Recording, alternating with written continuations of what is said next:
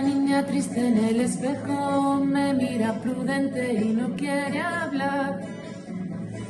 Hay unos flores en la cocina que lo rompe todo, que no para de gritar. Tengo una mano en el cuello que con sutileza me impide respirar. Una venda me tapa los ojos, puedo leer